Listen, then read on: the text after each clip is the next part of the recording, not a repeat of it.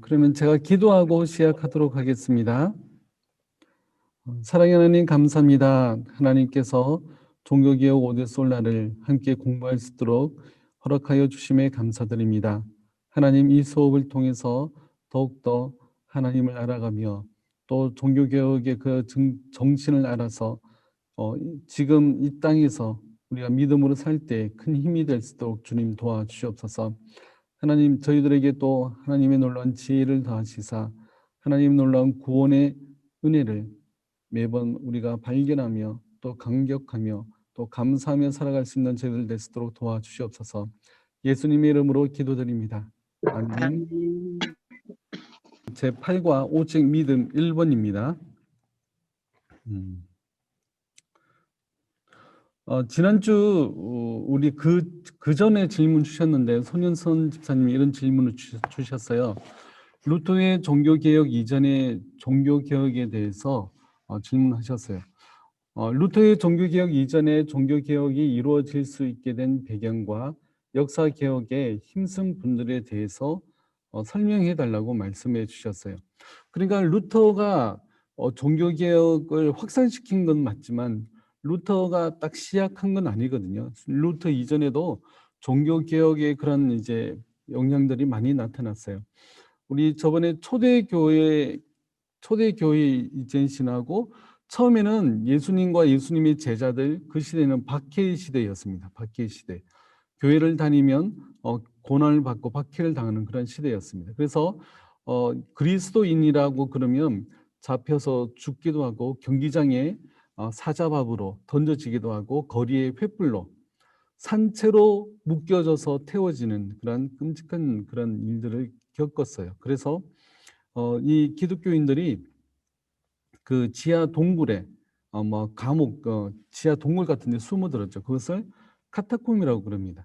이 지역에는 동굴 안에 이렇게 미로처럼 되어 있는 동굴들이 많이 있었어요. 그래서 그런 곳에 무덤으로 사용하기도 했어요. 그래서 그런 카타콤에 숨어 지냈는데 콘스탄티누스 대제, 우리 역사 시간 배우셨죠? 콘스탄티누스 약 400년경에 300년 후반 중후반경에 동서로마를 통일시키면서 기독교를 국가 종교로 승인하게 됩니다. 그 이후로 지금 종교개혁, 루터의 종교개혁이 1517년이라고 했잖아요. 그러면 1000년이 넘는 기간 동안에 로마 카톨릭이 이어지면서 그 국가 종교로 승인하니까 오히려 그 종교의 타락이 있게 됩니다. 그래서 중간중간에 많은 사람들이 잘못된 것을 지적하고 이야기하는 부분들이 많이 있었죠.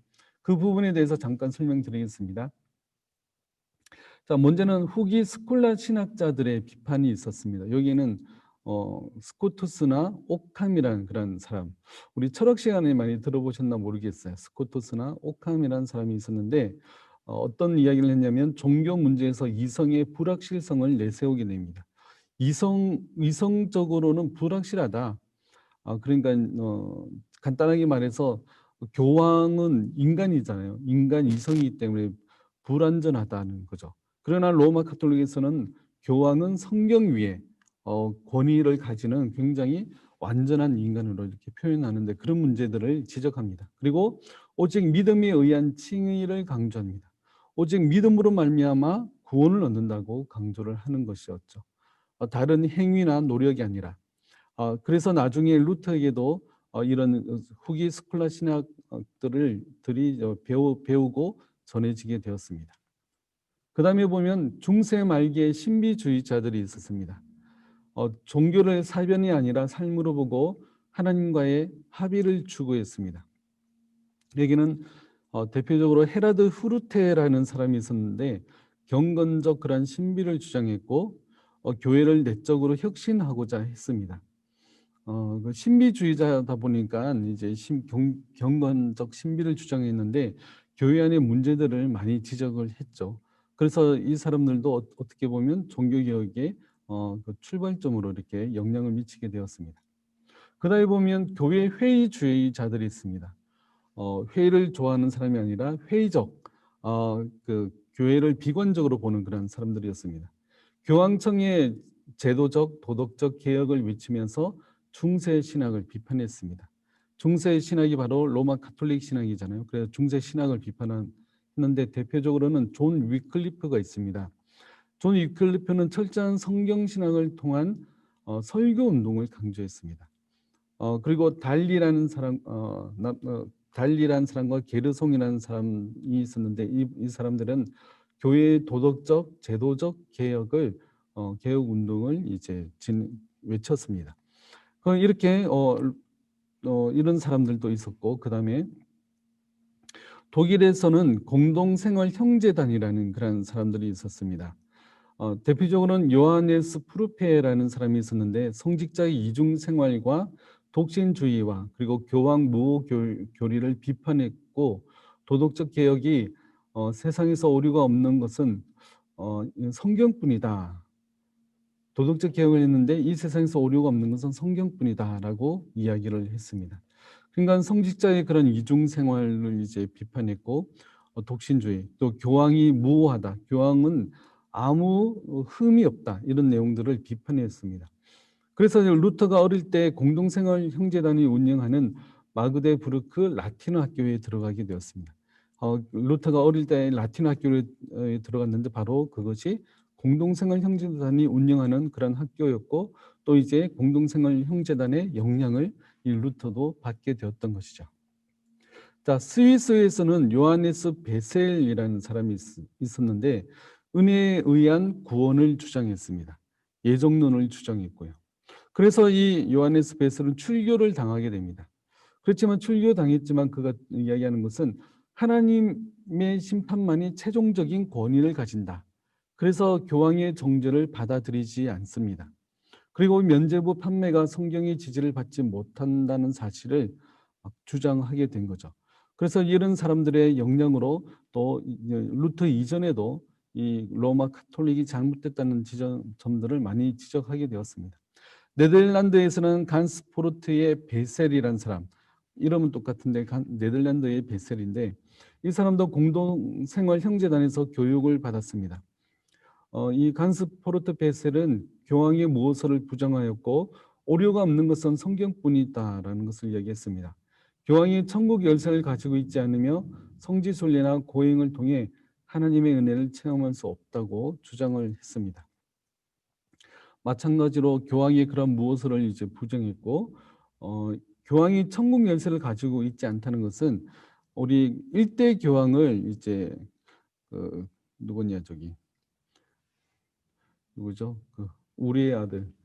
갑자기 저도 나이를 먹었나 봅니다. 갑자기 베드로. 네, 베드로.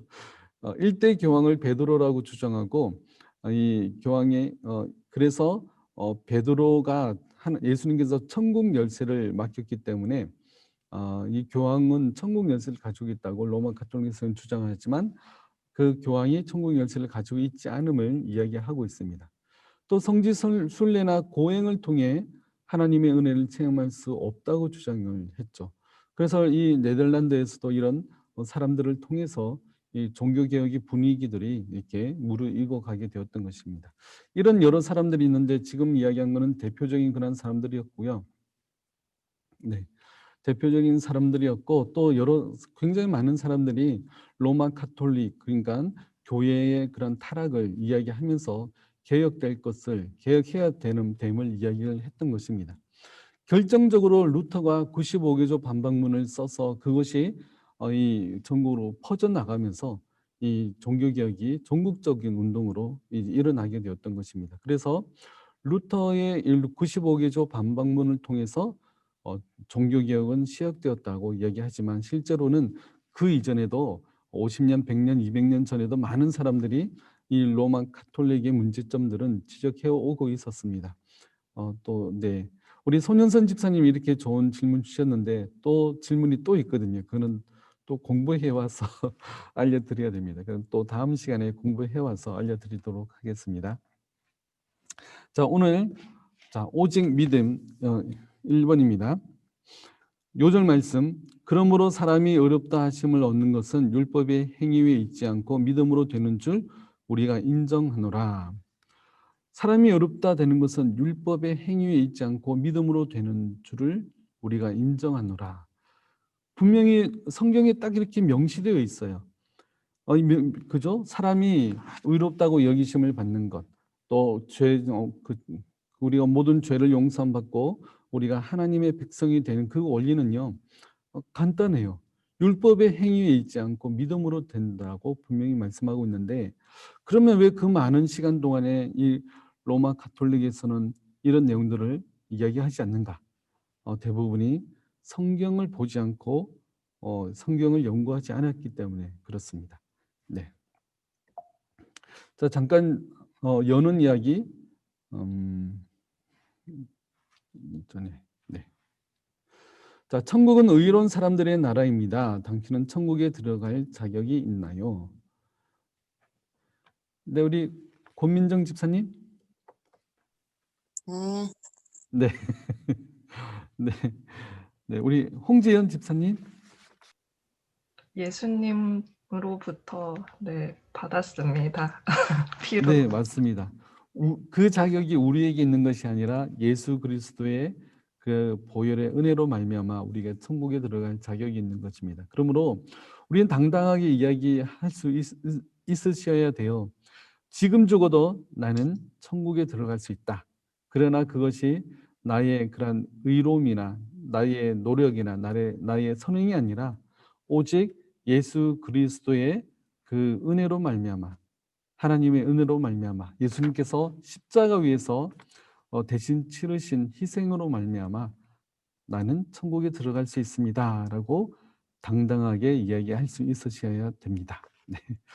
네, 잠깐 루터 이야기를 한번 하자면요. 루터는 타락한 죄인이 어떻게 구원을 받을 수 있을지를 고민을 많이 했습니다. 지난번에도 잠깐 이야기했지만 여기 이런 고백을 했어요. 비록 내가 비난받는 것 없는 수도사였지만 하나님 앞에서 죄인된 나의 처지에서 오는 양심의 불안으로 인해 고통스러웠으며 나의 인격으로는 하나님을 만족시킬 수 없다는 불안으로 가득 차 있었다. 나는 이것을 밤낮으로 고통스러워했다. 루터가 이 수도원에 들어간 이유가 바로 이런 이유입니다. 자기가 어떻게 하면 자기가 하나님 앞에서 의로워질 수 있을까? 그래서 수도원을 들어간 거죠. 왜냐하면 수도원을 들어가야 세상과 단절되고 죄를 덜 짓는다고 생각했기 때문에 그렇습니다. 그래서 수도원에 들어갔지만 그가 수도원에서 이 문제를 해결할 수가 없었어요. 그래서 그가 성경을 연구하는 중에 로마서 1장 17절 말씀을 연구하다 통찰력을 얻게 됩니다. 그 로마서 1장 17절에는 복음에는 하나님의 의가 나타나서 믿음으로 믿음에 이르게 하나니 기록된 바 오직 의인은 믿음으로 말미암아 살리라 한과 같으니라. 복음에는 하나님의 의가 나타나서 믿음으로 믿음에 이르게 되는데 오직 의인은 믿음으로 말미암아 살리라. 그러니까 오직 의인은 행위나 선행이나 자신의 그러한 노력으로 말미암아가 아니라 믿음으로 말미암아 살리라라고 고백을 했던 것이죠. 그래서 오늘 본문과 관련해서 이 이야기를 잠깐 했는데, 그래서 나중에 루터가 이런 회상을 합니다. 시간이 지나고 그 당시의 일을 회상할 때, 그때 나는 순전히 은혜와 자비로 말미암아 믿음을 통하여 우리를 의롭게 하시는 하나님의 공의가 바로 의라는 것을 깨달았다. 그 즉시 나는 마치 내 앞에 열린 문을 통과해서 천국으로 들어간 것 같은 확신을 느꼈다.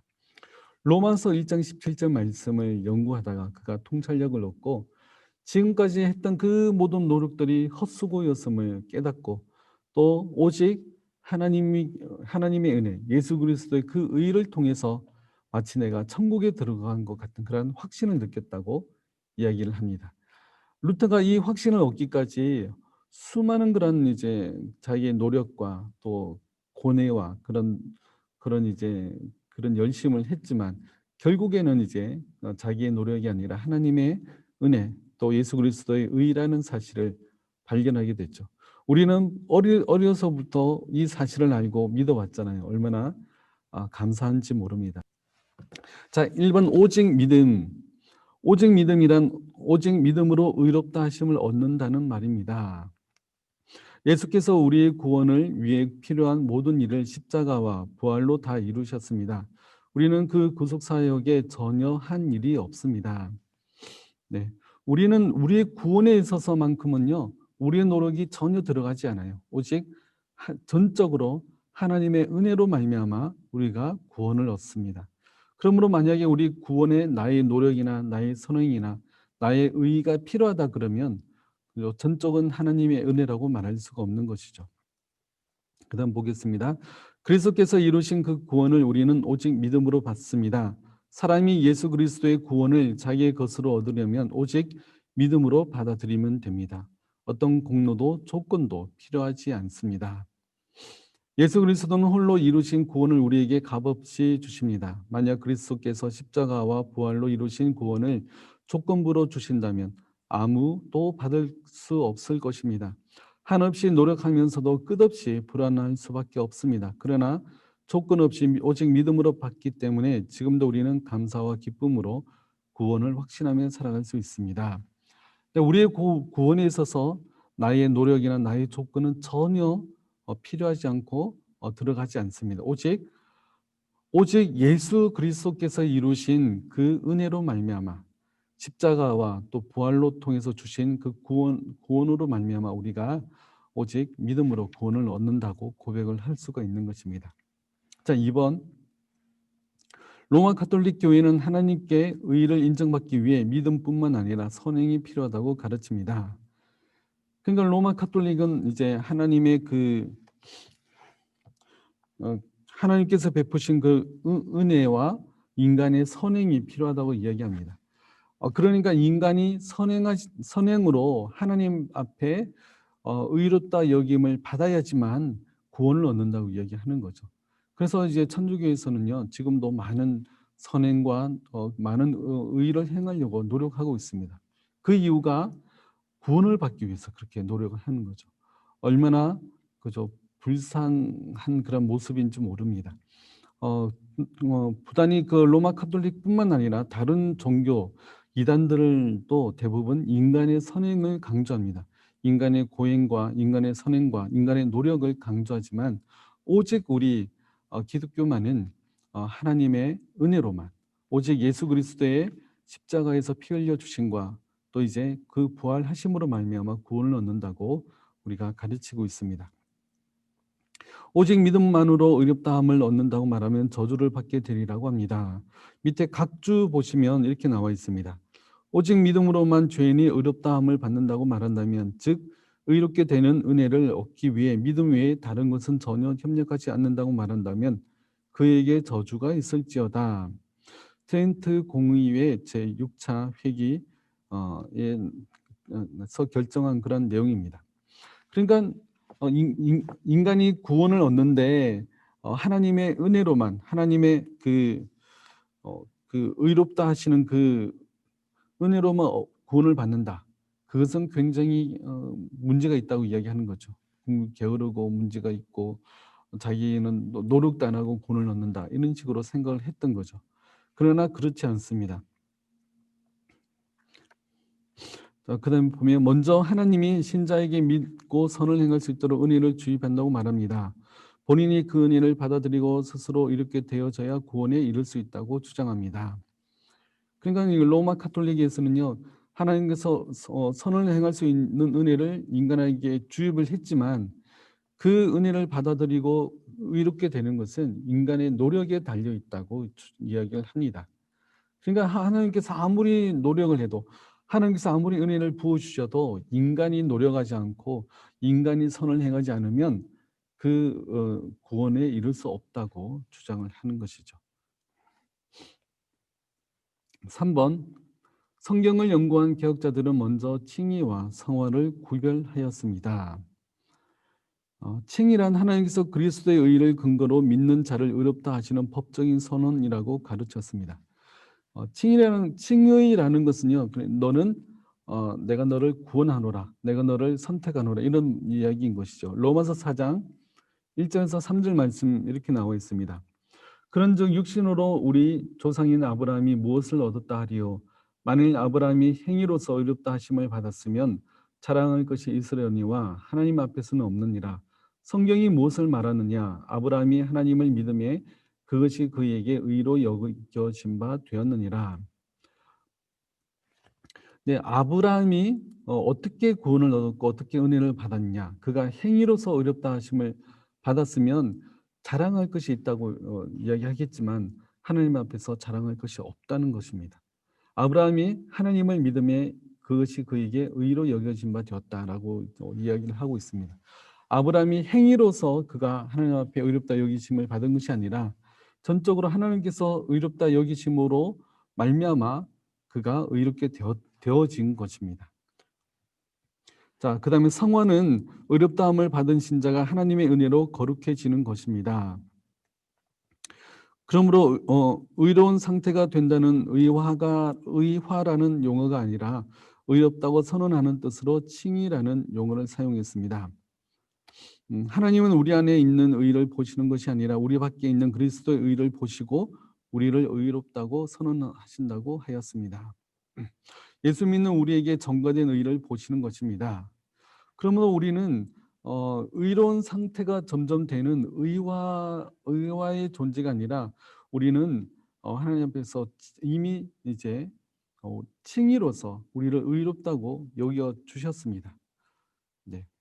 그리고 나서 성화라는 것은 그 의로 말미암아서 점점점 이 땅을 살아갈 때, 믿음으로 살아갈 때 점점점 예수 그리스도를 닮아가는 그러한 삶을 살아가는 거죠. 그래서 성화인 것입니다. 고린도후서 5장 21절 말씀에 보면 하나님이 죄를 알지도 못하신 이를 우리를 대신하여 죄로 삼으신 것은 우리로 하여금 그 안에서 하나님의 의가 되게 하려 하심이라. 네, 하나님이 죄를 알지도 못하신 이를 우리를 대신하여 죄를 삼으셨다고 이야기하죠. 바로 예수 그리스도를 우리를 대신해서 우리의 죄를 짊어지고 또 우리를 대신해서 죽으시는 그 역할로 삼으시고 또 우리로 하여금 우리 안에 하나님의 의가 되도록 그 일을 하셨다는 것입니다.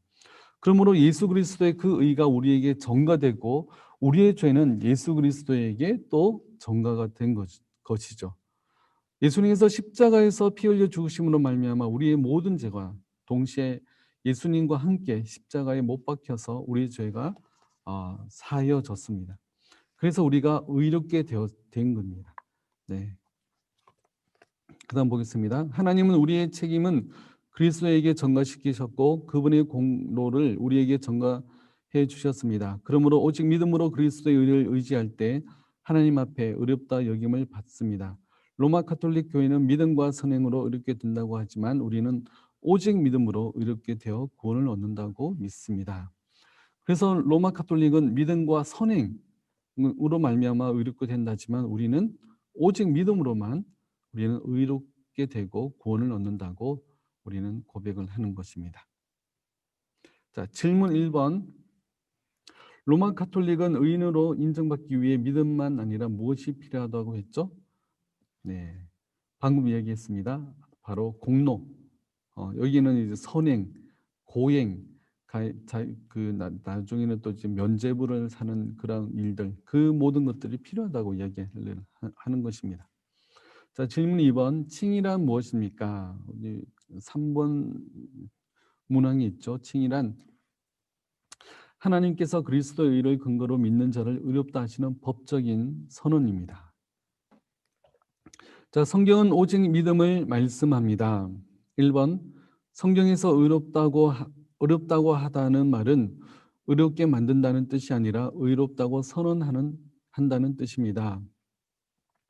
그러니까 성경에서 의롭다고 여겨 주시는 것은 그런 이제 의롭다고 이제 그 만드는 것이 아니라 이미 의롭다고 선언하는 뜻이라는 거죠. 좀 전에도 이야기했지만 법정적인 용어입니다. 뭐 땡땡땡 하면서 너는 의로운 사람이야 이렇게 선언을 하는 겁니다. 그래서 그다음 보면 의롭다고 하다는 말은 법정에서 사용하는 용어입니다. 재판정에서 재판장은 의인을 의롭다고 하고 악인은 정죄합니다. 그것은 판단을 내리는 것이지 의를 행하게 만들거나 죄를 짓게 만드는 것이 아닙니다. 하나님이 의롭다고 하시면 하늘의 재판장이 하늘 법정에서 판결하시는 일입니다. 우리를 의롭다고 우리에게 죄가 없고 의인이라고 하는 것은 이런 이제 하나님의 선언일입니다. 선언. 이미 하나님께는 그렇게 여겨주셨습니다. 하나님께서 그렇게 판결을 하신 것이죠. 내가 선행을 통해서 내가 점점 의로워지는 것이 아니라 이미 하나님께서 선언하신 것입니다. 하나님께서는 믿음을 보시고 의롭다 하십니다. 그 사람 자신은 경건하지 않습니다. 그를 의롭게 만드는 것이 아니라 그의 믿음을 의로 인정해 주시는 것입니다. 즉 영원토록 의인의 신분을 확정해 주시는 선언입니다. 네, 하나님께서 우리를 의롭다고 선언해 주신다는 사실을 잘 기억하시길 바라겠습니다. 2번, 의를 행하지 않은 우리를 의롭다고 판결할 수 있는 것은 예수 그리스도께서 하나님의 요구를 완전히 충족하셨기 때문입니다. 아니, 우리는 의롭지 않잖아요. 우리는 죄인이잖아요. 그리고 이제 끊임없이 우리가 죄를 짓고 살아가지만 우리를 의롭다고 판결 내릴 수 있는 근거가 어, 무엇이냐면 바로 예수 그리스도께서 하나님이 요구하시는 것을 다 완전하게 충족하셨기 때문에 그렇게 선언하시는 것입니다. 우리 안에 실제 의가 없는데 의롭다고 하시는 것을 이상하게 여기는 사람들이 있습니다. 오직 믿기만 해서 의롭다 함을 받는다고 하면 죄의 책임과 형벌이나 의의 문제가 해결되지는 않은 것일까요? 그렇지 않습니다. 예수 그리스도께서 실제적이고 완전하게 해결하셨습니다. 소극적으로는 그의 죽으심으로 죄와 형벌을 다 받으셨기 때문에 그리스도 예수 안에 있는 자에게는 결코 정죄함이 없습니다. 로마서 8장 1절 말씀해 보면 그러므로 이제 그리스도 예수 안에 있는 자에게는 결코 정죄함이 없느니라고 말씀하고 있습니다. 우리를 의롭다 여기시는 것은 우리에게 죄가 있음에도 불구하고 예수님께서 이루신 하나님의 요구를 다 완전하게 이루셨기 때문에 완전히 충족하셨기 때문에 우리를 의롭다고 얘기하시면서 그렇다면 그 죄에 대한 책임, 죄책이라 그럽니다. 죄책. 그 신학적 용어로 죄책이라 그러는데 죄에 대한 책임은 어떻게 되느냐? 그 죄에 대한 책임도 다 예수 그리스도 안에서 다 이루셨습니다. 그 죄에 대한 책임이 바로 사망인데 죄의 삭은 사망이라고 이야기하잖아요. 분명히 우리가 죄를 지으면 그 죄에 대한 대가는 사망인데 예수님께서 우리 대신 죽으셨기 때문에 죄에 대한 책임도 다 예수님 안에서 해결되었습니다. 그렇기 때문에 우리는 두려워하거나 무서워할 필요가 없습니다. 이 땅을 살아갈 때 하나님께서 내가 지은 죄로 말미암아 하나님께서 나를 책망하시고 벌을 주실 거야. 이런 두려움을 가질 필요가 없습니다. 그것조차 예수 그리스도 안에서 다 해결하셨기 때문에 그렇습니다. 또 적극적으로는 그가 온전히 하나님께 순종함으로 하나님이 요구하시는 의를 다 완수하셨기 때문에 그를 믿는 자는 의인이 됩니다. 로마서 5장 19절 말씀해 보면 한 사람이 순종하지 아니함으로 많은 사람이 죄인 된 것 같이 한 사람이 순종하심으로 많은 사람이 의인이 되리라. 앞에 한 사람은 아담이고요. 뒤에 한 사람은 바로 예수 그리스도이십니다.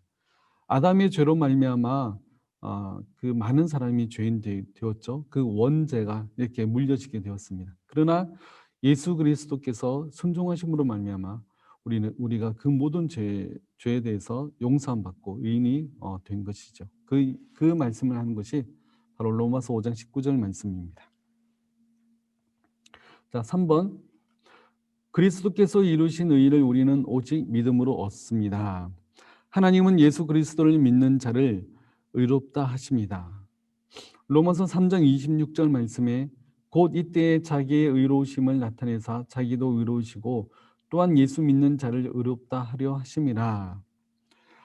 예수 그리스도를 믿는 자를 하나님께서는 의롭다고 이제 여겨 주십니다. 성경은 사람이 의롭게 되는 것은 율법의 행위에 있지 않고 믿음으로 된다고 분명히 말합니다. 로마서 3장 28절입니다. 6절이 아니고 28절입니다. 그러므로 사람이 의롭다 하심을 얻는 것은 율법의 행위에 있지 않고 믿음으로 되는 줄 우리가 인정하노라. 유대인이나 헬라인이나 다 죄 아래 있고 의는 하나도 없기 때문입니다. 율법의 행위로 그의 앞에 의롭다 하심을 얻을 육체가 없습니다. 그리스도의 의를 우리의 것으로 얻어야만 합니다. 그 의를 받는 길은 오직 믿음뿐입니다. 믿음은 하나님께서 값없이 주시는 은혜를 받아들이기 때문입니다. 신구약 성경은 공이 오직 의인은 믿음으로 말미암아 살리라고 말씀합니다. 구약 성경에서도 신약 성경에서도 이 고백을 같이 하고 있습니다. 오직 의인은 믿음으로 말미암아 살리라. 지금은 하박국 2장 4절, 로마서 1장 17절 있는데 총 4군데가 나오는데 제가 나중에 알려드리겠습니다. 그래서 오직 의인은 믿음으로 말미암아 살리라라는 사실을 우리가 잘 기억해야 되는데, 예수 그리스도를 믿는 믿음, 예수님께서 나의 구주로 믿는 믿음, 예수님께서 십자가 위에서 나의 모든 죄를 대신하여 죽으셨고 또 그리고 3일 만에 부활하셨다는 사실을 믿는 믿음인 것입니다. 그냥 단순히 예수님께서 2000년 전에 이 땅에 오신 선인이다, 의인이다라고 정도로 믿는 것이 아니라 예수님께서 나의 죄를 대신하여 죽으셨고 3일 만에 부활하셨다는 사실을 믿는 믿음만이 우리를 구원하는 믿음인 것입니다. 자, 질문 3번. 우리의 죄의 문제를 해결하신 예수 그리스도의 소극적, 적극적 행위는 무엇입니까? 네, 앞에 문제 답이 있죠. 소극적은 그의 죽으심으로 죄와 형벌에 관한 모든 것을 다 해결하셨고, 적극적으로는 그의 순종의 삶으로 하나님이 요구하시는 의를 다 완수하셨다는 사실입니다. 네, 예수님께서는 소극적으로도 적극적으로도 또 우리를 구원하시는 그 일을 감당하셨습니다.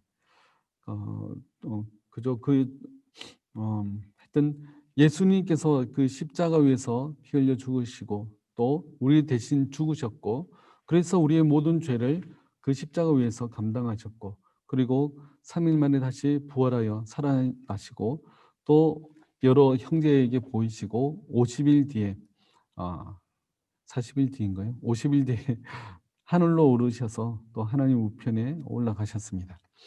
그 사실을 믿는 믿음으로 말미암아 우리가 구원을 얻습니다. 자, 4번. 왜 믿음이 예수 그리스도의 의를 받는 길입니까? 질문이 너무 이상하죠. 왜 믿음이 예수 그리스도의 의를 받는 길입니까?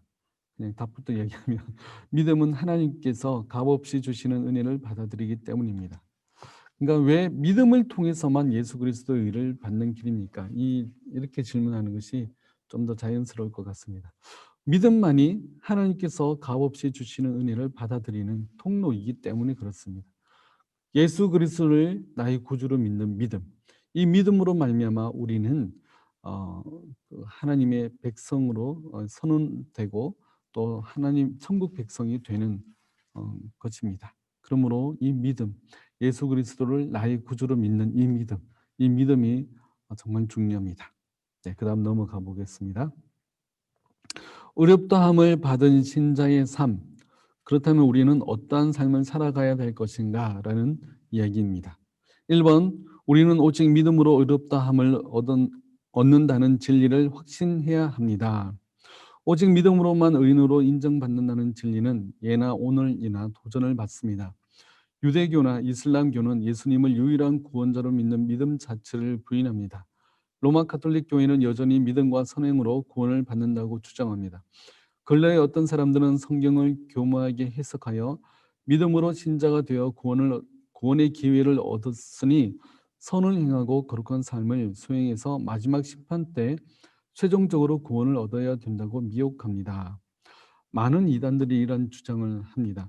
심지어 신천지도요, 구원을 얻기 위해서 이런저런 일을 해야 된다고 주장을 합니다. 우리 기독교 외에 거의 모든 종교, 모든 이단들은 인간의 행위, 거룩한 삶을 통해서 또 어떠한 수행을 통해서 구원을 얻는다고 주장을 하는 것이죠. 이런 유혹에 넘어가서는 안 됩니다. 우리가 이 사실 한 가지만 알아도 오직 예수 그리스도를 믿음으로 말미암아 구원을 얻는다는 사실, 다른 인간의 노력이나 인간의 선행이나 인간의 그런 고행이나 수행이 필요 없고 오직 예수 그리스도를 믿는 믿음으로 말미암아 구원을 얻는다는 이 사실 한 가지만 붙들고 있어도 이단에 빠지지 않습니다. 그러므로 이 사실을 잘 붙드시기 바랍니다. 그다음 보면 죄인은 본성적으로 선행과 공로로 구원을 얻으려고 합니다. 모든 종교와 윤리는 그런 사고방식 위에 세워져 있습니다. 지성이면 감천이다는 말은 우리 안에 있는 행위주의의 모습을 잘 나타내 줍니다. 이런 상황에서 우리는 오직 믿음으로의 진리를 믿고 수호하는 자세가 필요합니다. 네, 우리 교회 안에서도 이런 공로주의를, 행위주의를 참으로 조심해야 됩니다. 우리가 흔히 쉽게 이런 생각 가질 수 있습니다. 나는 주일날 한 번도 빠지지 않았어. 한 번도 빠지지 않고 교회를 나왔어. 그러니 나는 구원을 얻을 거야. 나는 헌금을 많이 했기 때문에 나는 구원을 얻을 수 있어.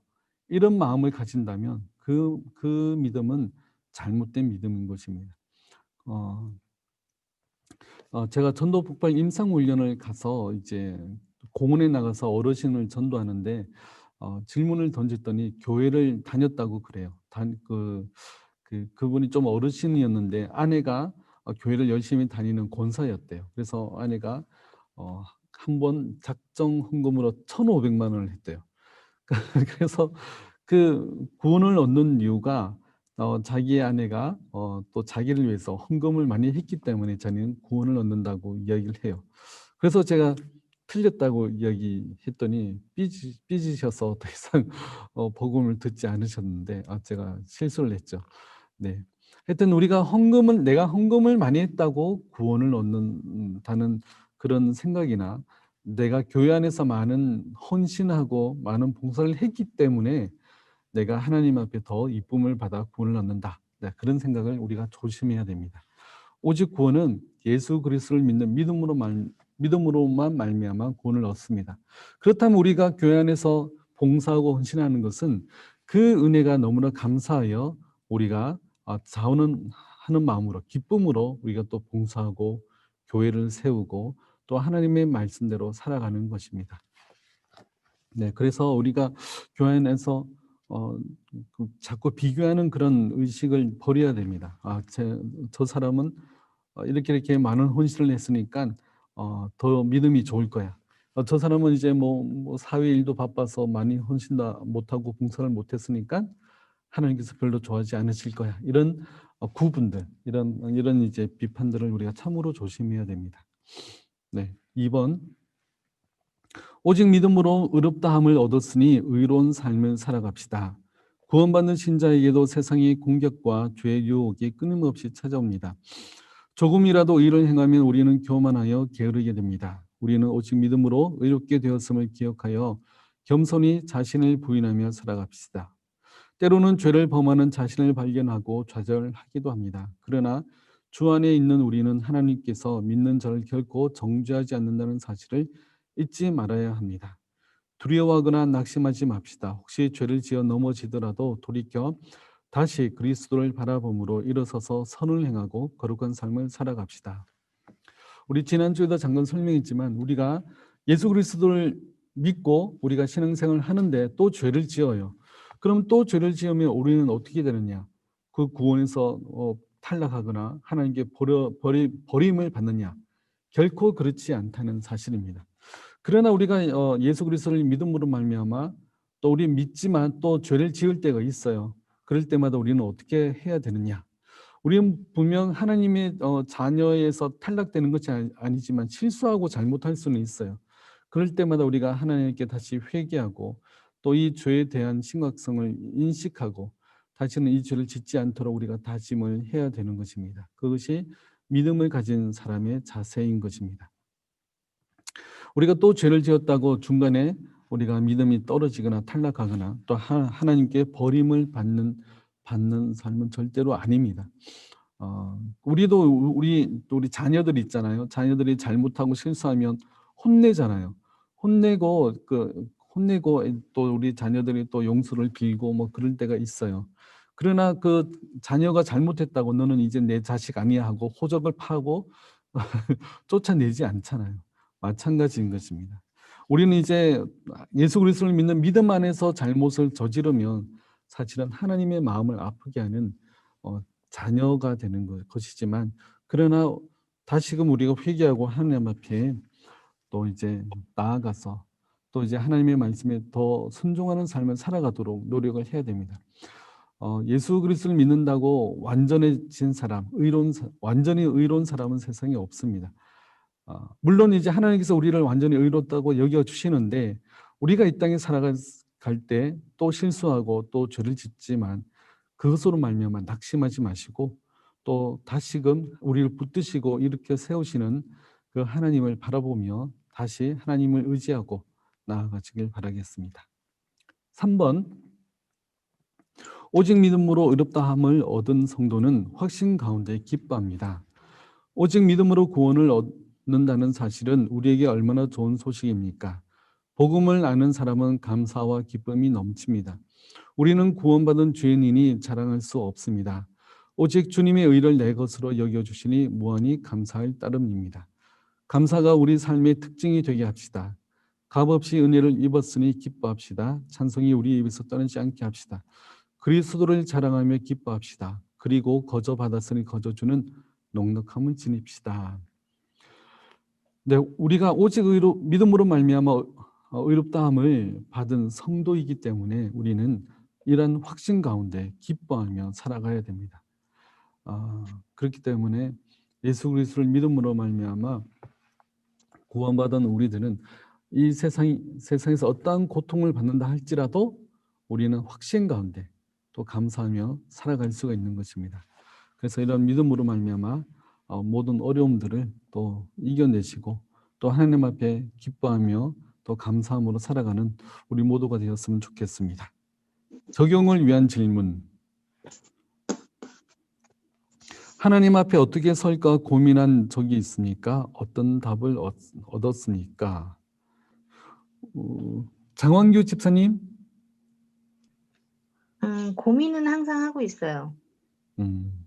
그런데 내가 이렇게 내가 이게 사는 방법이 과연 하나님한테 맞는 방법인지 아닌지는 그 그러니까 구원을 받았으니까 좀 그 하나님을 닮아가는 삶을 살아야 되는데 과연 내가 그렇게 살고 있을까? 맨날 고민해요. 맨날 그런 고민을 하고 있다는 사실이 바로 신앙인이라는 사실입니다. 그죠? 우리가 이런 이제 하나님을 믿지 않고 예수님을 믿지 않으면 이런 고민 자체를 안 하겠죠. 그래서 중요한 것은 이런 고민들을 멈추지 말고 계속 하셔야 돼요. 그래서 이게 정말 하나님이 기뻐하시는 삶일까? 또 그리고 이게 정말 하나님이 기뻐하시는 삶이다 하면 도전을 하고 그렇게 살아가 보는 것이죠. 그래서 제가 청년부 가르칠 때도 항상 이런 비슷한 이야기들을 많이 했는데요. A와 B라는 그런 이제 직장을 두고 A는 B에 비해서 보수를 2배나 줍니다. 2배를 주고 굉장히 이제 이름 있는 그런 이제 그런 대기업이고 B는 중소기업인데 그 별로 보수도 적어요. 그러나 A라는 회사를 나가면 주일 성수를 할 수 없고 하나님을 섬기는 게 굉장히 어렵습니다. 그러나 B는 하나님을 섬기며 또 하나님을 예배하는데 전혀 어려움이 없는 그런 직장이다. 그럼 어떤 선택을 할 것인가? 그럴 때마다 이제 던지는 질문이 과연 예수님이라면 어떻게 하셨을까? 이런 질문을 항상 던지라고 해요. 그래서 정말 예수님이라면 어떤 결정을 하셨을까? 그런 고민을 하고 그 길로 가라고 이런 대답들을 많이 합니다.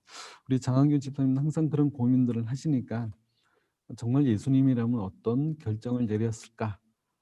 어떤 길로 갔을까? 그런 고민을 하고 또 남은 삶도 그렇게 예수님이 기뻐하시는 삶, 그런 삶으로 나아가는 그런 도전을 해보시는 건 어떨까? 이렇게 말씀드렸습니다. 네, 알겠습니다.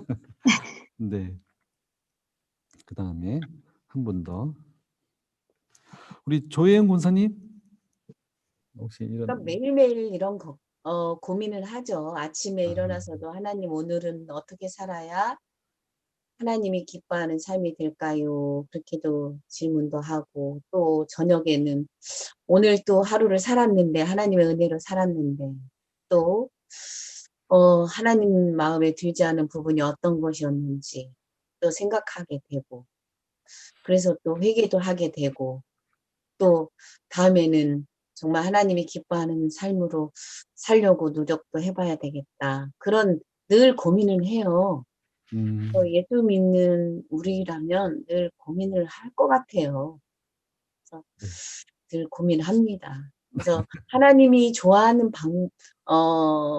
삶이 어떤 것인가, 그거를 늘 고민하며 생각은 하죠. 네. 네. 다들 마찬가지이실 겁니다. 그죠? 어떻게 살아가는 것이 신앙인으로서 바르게 사는 것일까? 이런 고민들을 많이 하시는데, 그에 대한 답은 성경 안에 있습니다. 그래서 제가 드리고 싶은 말씀은 성경을 많이 읽으시고 또 묵상하시고 또 그렇게 해서 이것이 정말 하나님이 기뻐하시는 삶의 방향이고 모습이구나. 그런 이제 고민과 답을 통해서 또 신앙생활 해 나가시길 바라겠습니다. 네. 네. 이번 질문. 오직 믿음으로 구원을 얻는다는 진리를 믿습니까? 그래서 어떻게 신앙생활을 하고 있습니까? 당연히 우리가 오직 믿음으로 구원을 얻는다는 진리를 다 믿고 계시죠? 네. 뭔가 부족해. 뭔가 예수 그리스도를 믿는 것만으로는 부족해. 이런 생각 가지지 않으시죠? 오직 믿음으로 구원을 얻었기 때문에 우리가 마지막 우리 나눴듯이 하나님 앞에서 기뻐하고 하나님께 감사하고 또 하나님께 영광 돌리는 그런 삶을 살아가야 될 것입니다. 네, 과제는 9과 오직 믿음 2번 읽어오시면 됩니다. 네, 기도하고 마치겠습니다. 사랑의 하나님 감사합니다. 오늘도 우리가 종교개혁 오대솔라 오직 믿음을 또 통해서 우리의 삶을 다시 한번 돌아봅니다. 하나님, 우리가 하나님 앞에서 더욱더 믿음으로 살아갈 수 있는 저희를 낼 수 있도록 도와주시고 또 믿음의 확신 가운데 흔들리지 않는 그런 신앙을 가지고 더 살아갈 수 있도록 주님 함께하여 주시옵소서. 우리에게 주시는 하나님의 놀라운 크신 은혜로 말미암아 우리가 모든 죄에서 구원을 받아 하나님의 백성이 되었는데 우리가 매일매일 삶에서 고민하는 중에 어떻게 하면 하나님이 기뻐하시는 삶을 살까 날마다 고민하며 또 그렇게 살아갈 수 있는 믿음과 용기를 더하여 주시옵소서. 다음 시간 만날 때까지 주님 함께하여 주옵시며 예수님의 이름으로 기도드립니다. 아멘.